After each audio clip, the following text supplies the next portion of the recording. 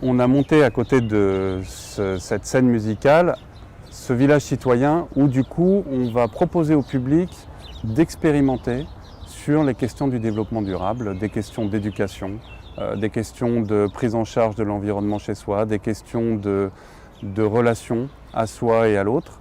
Et en fait, donc, on monte des ateliers avec des partenaires, plutôt de type ONG, et le public, autour des concerts, peut passer au village et soit redécouvrir certaines choses, soit apprendre plein de trucs. Ce qui est génial, c'est que la porte d'entrée, donc il y a tout un tas de démarches qui peuvent exister comme ça, mais ce qui est génial, c'est que là, la porte d'entrée, c'est la musique. Les gens viennent au festival en général d'abord pour écouter un artiste qu'ils adorent.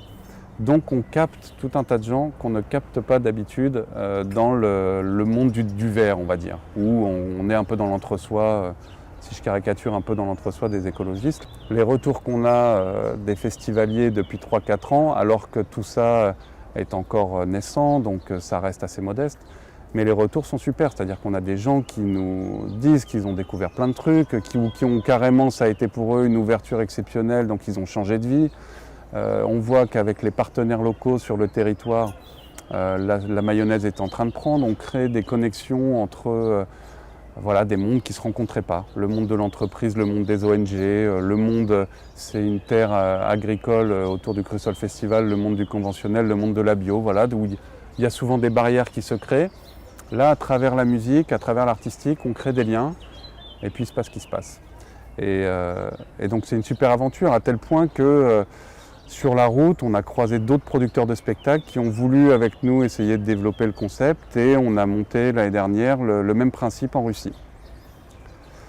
Là encore, la Russie c'est drôle parce que quand on parle de ça en France, les gens disent mais un festival citoyen en Russie, mais qu'est-ce que tu racontes? C'est impossible, les Russes, Poutine, le gaz, les gros méchants. Et ça c'est la réalité médiatique.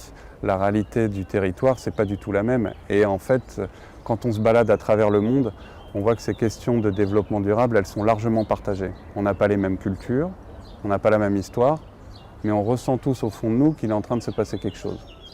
Et moi, c'est pour ça que j'adore développer les approches RSE et prise en charge des problématiques de développement durable dans l'événementiel, parce que encore une fois, l'événementiel, il redonne aux gens l'envie d'agir. Il nous dit « mais oui, c'est génial, c'est super », il nous redonne la pêche et puis après, c'est reparti.